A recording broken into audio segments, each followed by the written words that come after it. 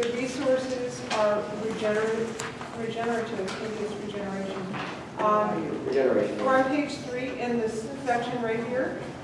And the worldview is caring and sacredness. The purpose is ecological and social well-being. And at the center is cooperation. What do you think about just us reading the principles? Just Okay. going through the principles, each person read the principle. So that starts on page 4. Why don't you start? Okay. Principle. CGA Just Transition Principles. A just transition moves us toward buen vivir. Buen vivir means that we can live well without living better at the expense of others. Workers, community residents, women, and indigenous peoples around the world have a fundamental human right to clean, healthy, and adequate air, water, land, food, education, and shelter. We must have just relationships with each other and with the natural world of which we are part. The rights of peoples, communities, and nature must supersede the rights of the individual. Elizabeth? A just transition creates meaningful work. A just transition centers on the development of human potential, creating opportunities for people to learn, grow, and develop to their full capacities and interests. We are all born leaders, and a regenerative economy supports and nurtures that leadership. In the process, we are transforming ourselves, each other, our communities, and our society as a whole. Meaningful work is life affirming. You can pass if you want.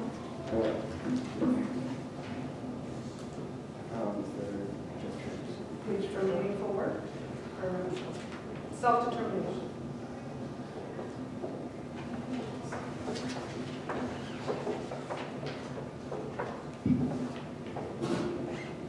All peoples have the right to participate in decisions that impact their lives. This requires democratic governance in our communities, including our workplaces. Communities must have the power to shape their economies as producers, as consumers, and in our relationships with each other. Not only do we have the right to self-determination, but self-determination is one of our greatest tools to realize the world we need. The people who are most affected by the attractive economy, the frontline workers and the frontline communities, have the resilience and expertise to be the leaders of crafting solutions.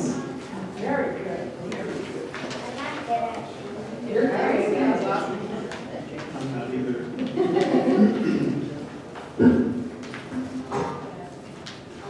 A just transition equitably redistributes resources and power. There's more. If your watch, your glasses.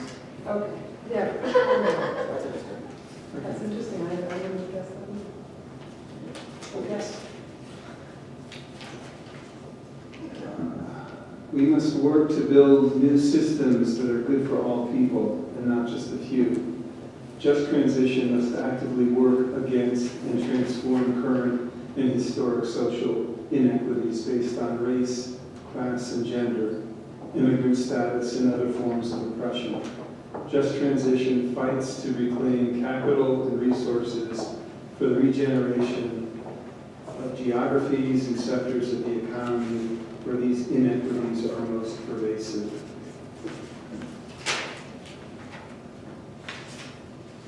A just transition requires regenerative ecological economics.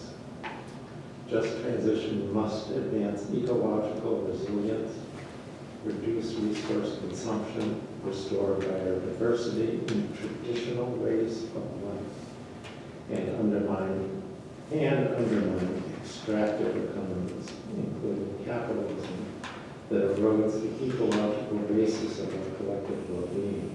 This requires the relocalization and democratization of primary production and consumption.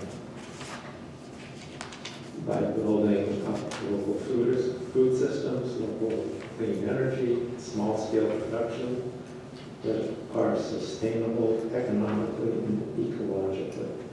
This also means producing to live well without living better at the expense of others.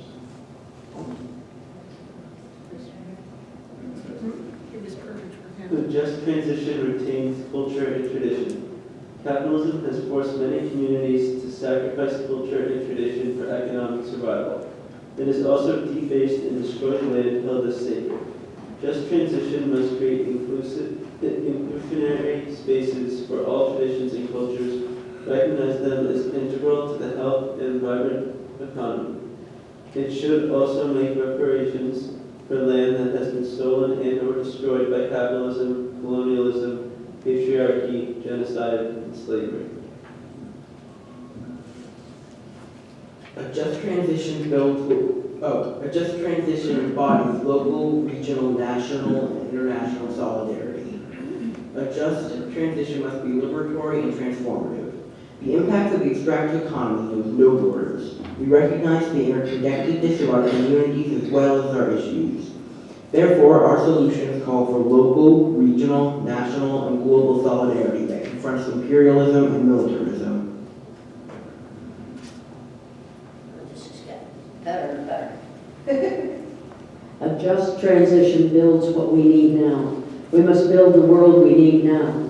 This may begin at a local small scale and must expand to begin to displace extractive practices. We must build and flex the muscles needed to meet our community's needs. Okay, those are the principles for a just transition.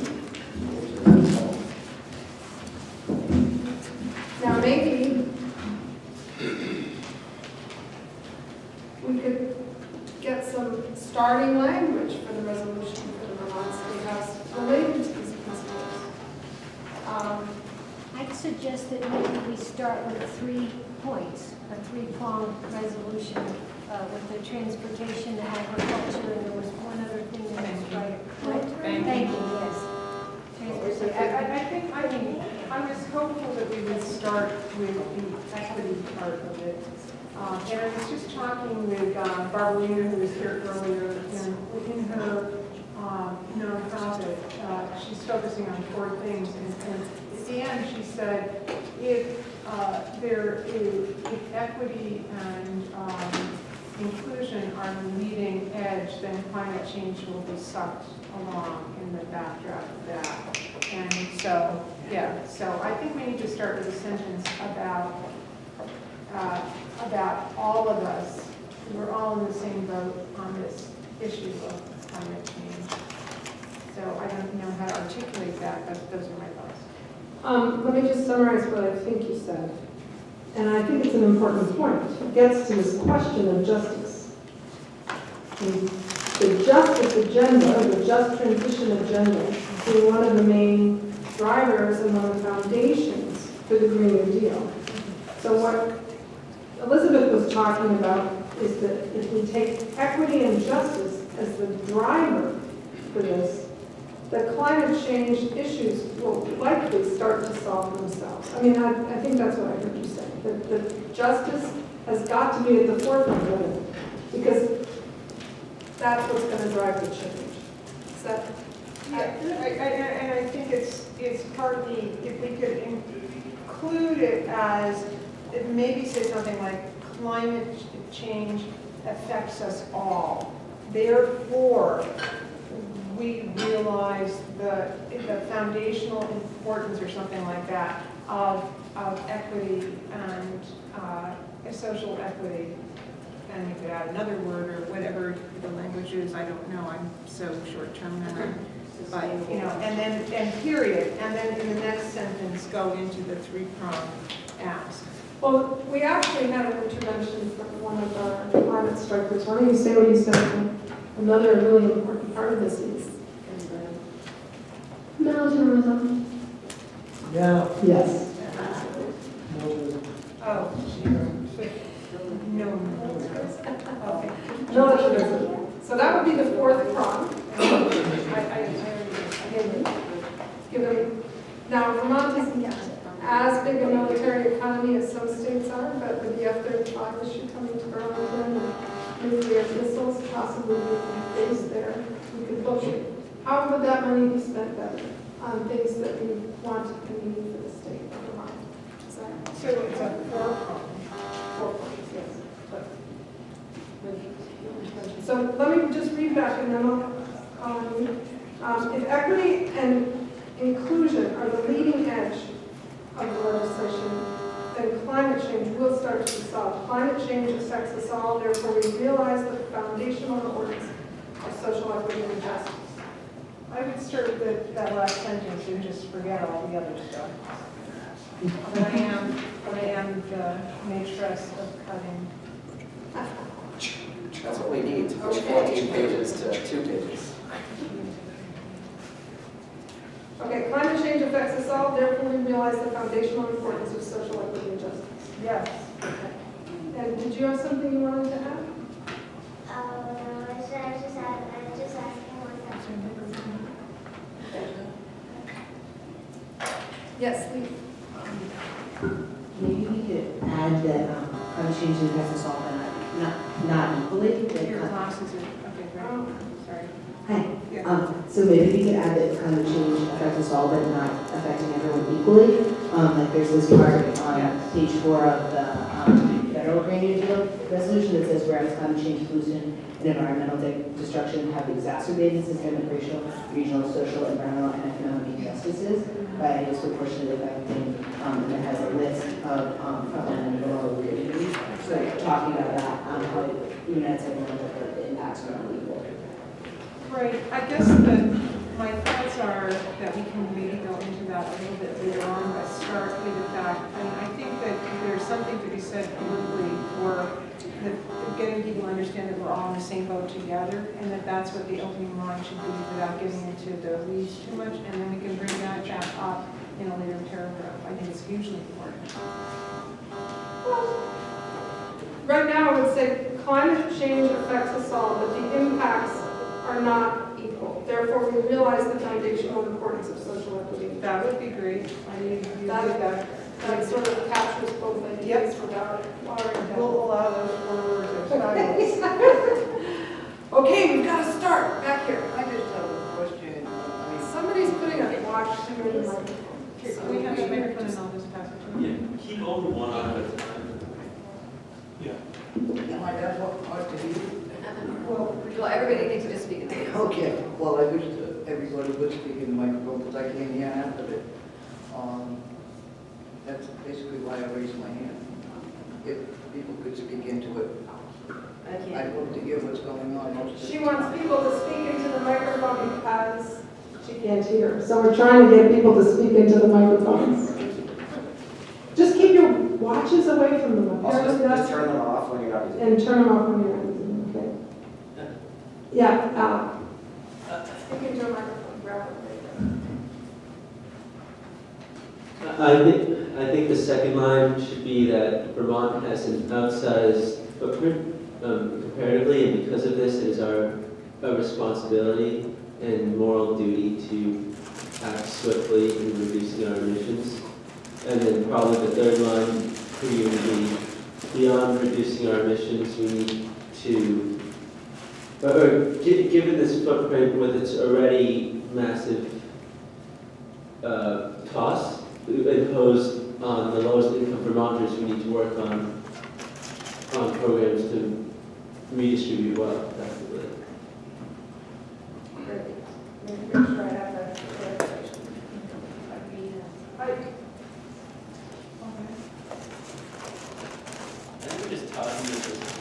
We need to pass mics around for people. So what I got from that is Vermont has a comparatively larger carbon footprint than other areas. Yeah, and I would add the number there, but I don't know it off the top of my head. Okay, add number. I'd just like to say, whoa, slow down. I'm not into the footprint language. I actually think that there is an undue emphasis on either individual or individual state carbon footprint analysis There's all kinds of market engineering that responds to that kind of analysis. And it's also kind of socio-culturally a kind of like insider buzz phrase. I would really like us to be talking more about the economy, first. I mean, it's fine for that to be in there somewhere, but for that to be the second article, I think we would lose a lot of people right there. Yes. Yeah, that's good. Yeah.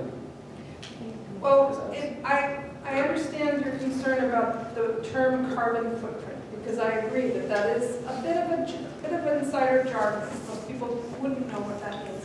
But I think it is an important point. It's not the objection. Most people know it is. It's not the objection that's the insider jargon. The idea that our contribution needs to be about laundering the Vermont carbon footprint is bad strategy. The Vermont carbon footprint could be a negative carbon footprint, and we would be on our way to hell in a handbasket globally. We need to be really emphasizing regional, national, global solutions and not trying to be focused on Vermont's carbon footprint. I actually think that that's a golden apple thrown off the trail and really is dangerous to us being able to exercise our most potent potential contribution, which is leadership on a national scale, right? And not just this is how we do it here, but actually moving and organizing on a regional scale beyond our political boundaries. All right. Okay, so I would like you, if that's your proposal, to suggest different wording. And let's see if Alec agrees. Okay. Speak into the mic, please. I would say that our economy and the futures of our kids are facing what's a better word for untenable? Something like untenable challenges, and we need to take this opportunity to unify and both try to prevent and prepare for the climate emergency as our number one community priority or something. and it's not just the economy, but it's not just the economy, but it's also the environment. I would say the environment, the economy, and the future of our kids. I would just put economy first because it builds more common ground. Yeah. So. Yeah. Okay. Would Let me you just still keep the other stuff down low, like lower, or would you be against that? I would defer. So I didn't hear what you said. Because you keep the others. Let me just repeat what I got so far out of what Henry said. Vermont's economy, environment, and the future for our children are facing untenable challenges. Turn it off. Turn it off if you're not using it. Is that our sound noise back? So we keep getting that buzzing sound. So I don't know where it's from. It's not feedback. It's not feedback, it's something else. It's something getting in your microphone. But anyway, Vermont's economy, environment, and the future for our children. That's not me. Are facing untenable challenges. We need to play a leadership role in addressing these challenges. How's that? Too many challenges, we'll have to rephrase one of those words, but that's fine, we'll do that. We need to play a leadership role. But you had something you wanted to say about Maybe priorities, addressing these issues. Or issues, and maybe instead of untenable, unprecedented. unprecedented. Yeah. That's because we. Yeah, I believe, I'm fine, I'm very happy with moving the Vermont footprint down lower, but I still think it is important because, when we're talking about a just transition and we're talking about who really needs to lead the way with emissions reductions, it's people, it's places like Vermont, places who have, since we really started developing in this country, emitted a huge footprint comparatively. And while it's not each individual that needs to act, I think it's part of the premise behind why the state of Vermont needs to be putting money into this. That's about it. I actually think that the information about Vermont being a higher user of carbon per capita, maybe that's a way to put it instead of footprint, is important information, and it's a very important point in this case. So maybe that's the third sentence. So we could say Vermont per capita uses a higher level of carbon Or emissions, generate more carbon emissions than other states. Yeah, and given this, it is imperative that Vermont acts, Right. or swiftly act to reduce. Action immediately, period. I'd like to say that I think this group wordsmithing is a deadly process. I think we need to brainstorm some basic ideas and perhaps throw it to a committee to do the wordsmithing. We could do this for hours and not get through one point. Well, we aren't going to do it for hours. We're only going to do it for another 10 minutes. And so breaking up at this point is also not really possible. So we're going to keep with this discussion for now, and then we'll pick it up later. But the student strikers are going to be here at 2. So let's make the fourth sentence about the 4 prongs. Okay. To this end, or however you want to start it, or the 4 initiatives that, the 4 main initiatives are, colon. I also want to say that current science is proposing that carbon sequestration through photosynthesis might be our only possible solution. And in this agrarian culture, that's something that we have at our fingertips and need to focus on and educate. Can I ask? Hang on, look, I'm getting this, the 4th one. Let me just read it back. Agriculture, transportation. Do you want to just say Militarism. carbon sequestration? That's gracious. And the 4th one was agriculture, transportation, militarism, and money. What about that? I hear external hard drive today. Okay, back here. What about sustainable consumption? I mean, Thank just you. bring it Yes. down to a personal, individual footprint, carbon footprint, and there should be STEM or STEAM education for adults, because to say, Europe is issuing carbon offsets for biochar production because it sequesters carbon, and that's, related to the chemistry and the soil and blah, blah, blah. And how can you expect young people to explain this to adults who don't have any background? So in Hardwick, we have a grange, and the average age of grangers is 80-something years old. And I'm proposing that we do STEAM for adults, but yeah, the biochar, we just had a big gathering in Hardwick of people who are making, we have a waste reduction problem, issue, and sustainable consumption. I mean, this is my issue with the new Green Deal. It's assuming that technology and growth forevermore of 3%, we have reached our limits of growth a long time ago. It's beyond mitigation, I mean, it's time to stop, and I'm hoping, I thought that Greta, Swedish. Yeah, Greta Thunberg. Is she speaking today? Or is it going to be her TED? Yeah, that's what I heard. I thought, well, what are they going to play, the TED Talk? Her TED Talk? No. I don't think so. No, we're just, That was a the notice. student climate strike today is being done in over 70 countries around the world. Hundreds of thousands of students walking out of their schools to join Greta in her efforts to draw attention to climate change. There was a Front Porch Forum notice. Oh, yeah, that Greta isn't here. didn't have too many details. She's skipping school today in Sweden. I'm pretty sure. Yeah. So let me just make sure I got your point right first.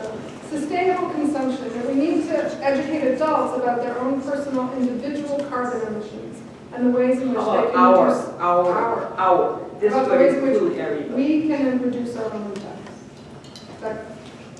Yeah. Okay. Yeah. I'd like to push back on talking of using the word carbon. Obviously, carbon is a massive problem here, but I think if we're going to do this with an emphasis on a just transition, we need to be thinking beyond carbon. Vermont gets a ton of its power from Hydro-Quebec, and that's displaced tons of indigenous people, yet that's like a renewable resource. I think that, yeah, the problems that, we can't just be talking about carbon. So I think that, I don't know what kind of language that would imply we use, but I think that we need to be conscious about not just pointing the finger at coal and oil and natural gas. Okay, so personal, individual, carbon emissions and other harmful patterns of consumption.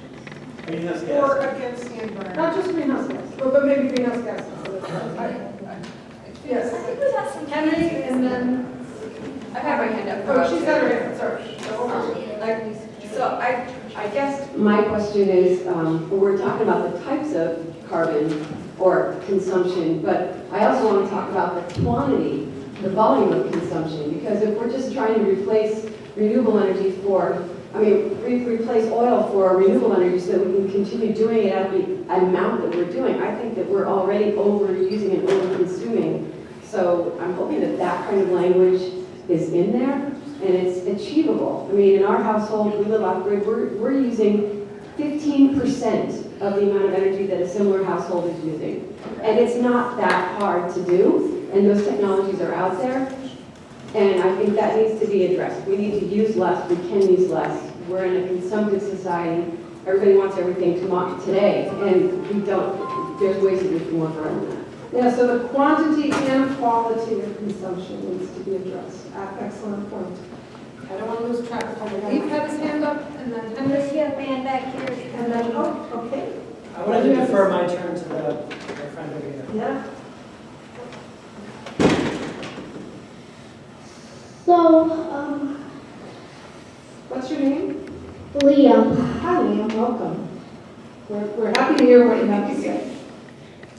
Go ahead, buddy. so I have a few ideas of how we can stop the North and South Pole from melting. Instead of using we can walk instead of drive, and we can also do a few things.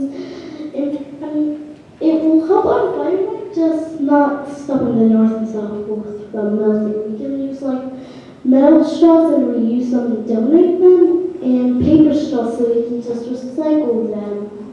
Great suggestion. So we're going to try and stop the North and South Pole from melting by recycling and reducing our consumption, which is exactly what we were just talking about, and driving less and walking more. Great suggestion. Thanks. Okay. We do want to hear from the students.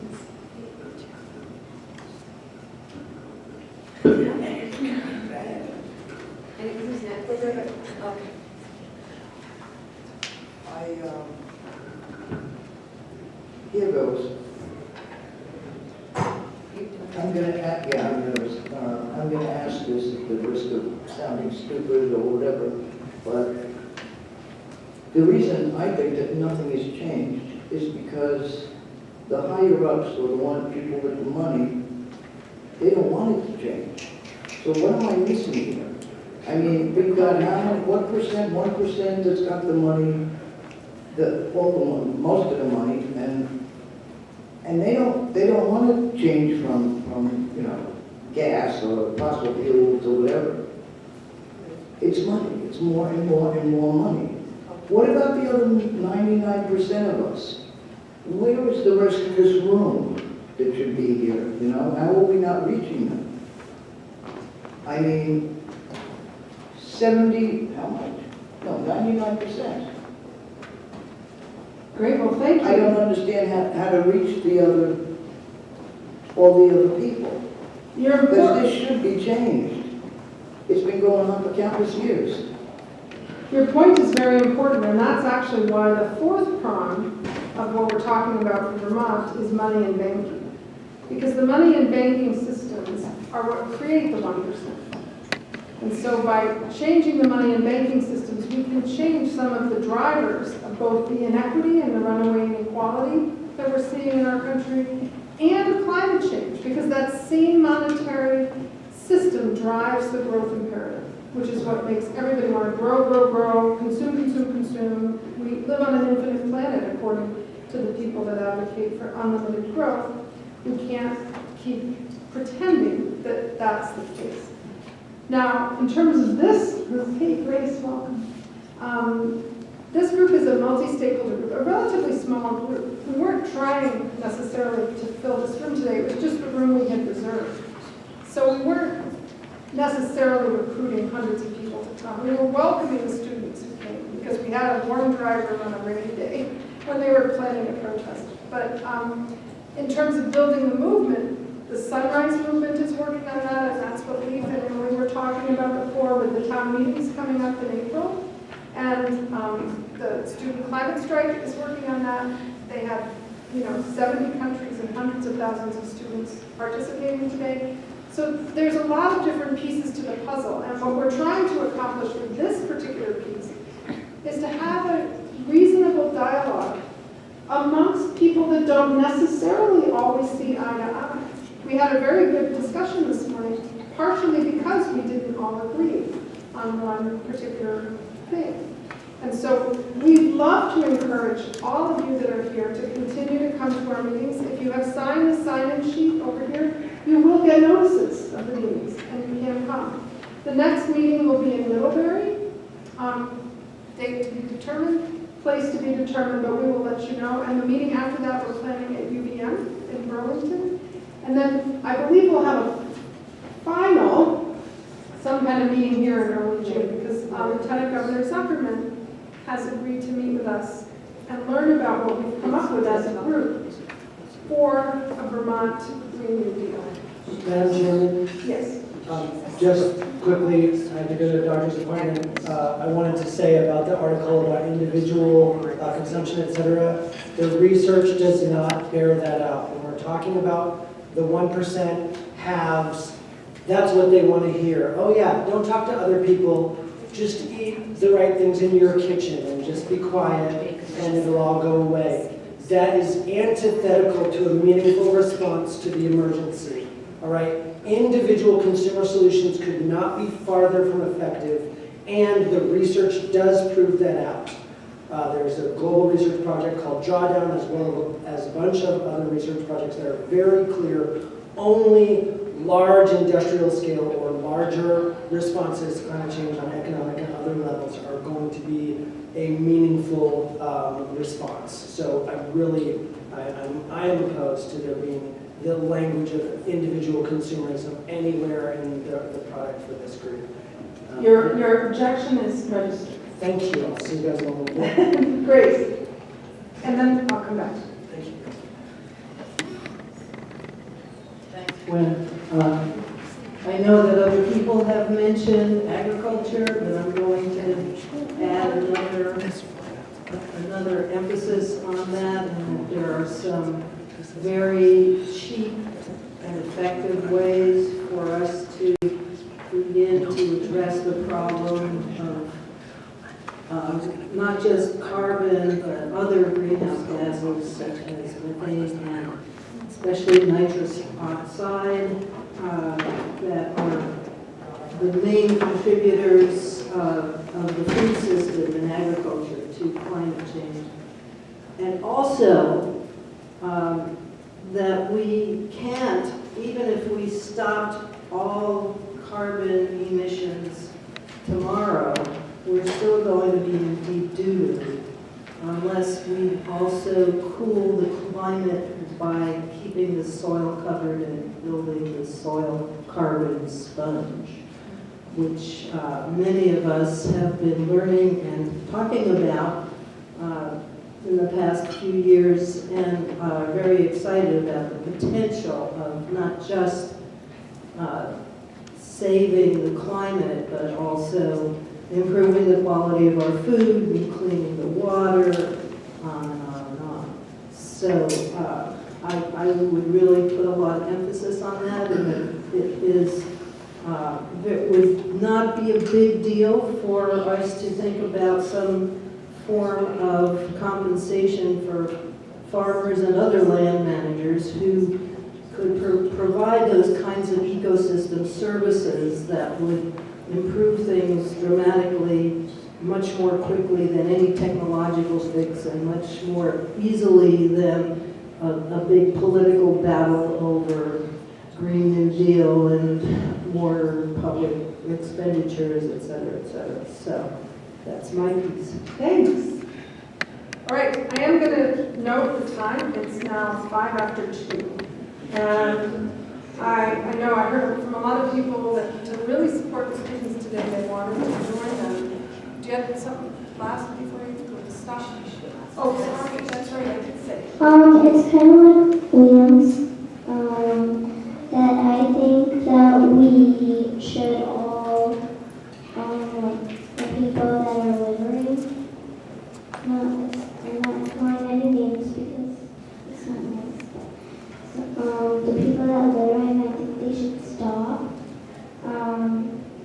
And like if we keep on making our earth more warm, all the good places that on earth, like they'll all turn like very hot, and the animals like penguins, polar bears, other animals, they'll die because they need the cold to survive. Because if they get too hot, like they'll start getting ill. And then they'll die one by one. So if we don't stop that, then we're gonna hurt animals and us too, because we need the cold too. It's not like we're polar bears or penguins or anything like that, but we're kind of like animals too, but we just look like them. Okay, thank you. So, Animals like penguins and polar bears will die if it gets too hot. Will hurt the animals and us too. We need the cold too. Is that it? Okay, thank you. And another one back here. And then you.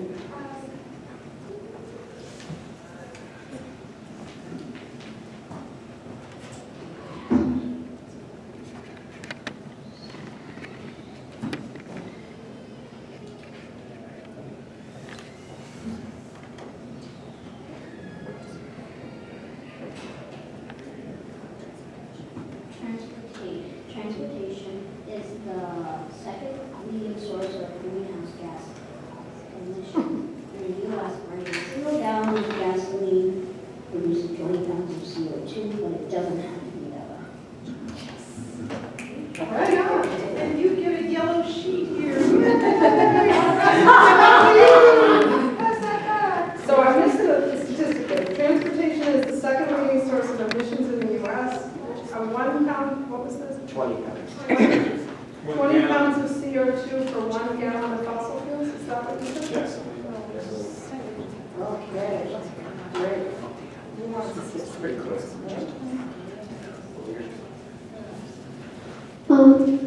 Just like Orion said, if we make the planet too hot, then a lot of animals would go extinct because a lot of animals would need the cold. A lot of countries would have a lot of trouble because a lot of countries are in the cold. And once those countries don't have their cold, they can't grow some crops that they need to grow in the cold. And once they can't do that, some of those countries will just be gone. Yeah, food production in a climate changed world is going to be a real challenge. Thank you. Okay, I think we've arrived at the moment that we're going to go listen to the students. As you mentioned, we do have representatives who are just going to meeting us back here at 3.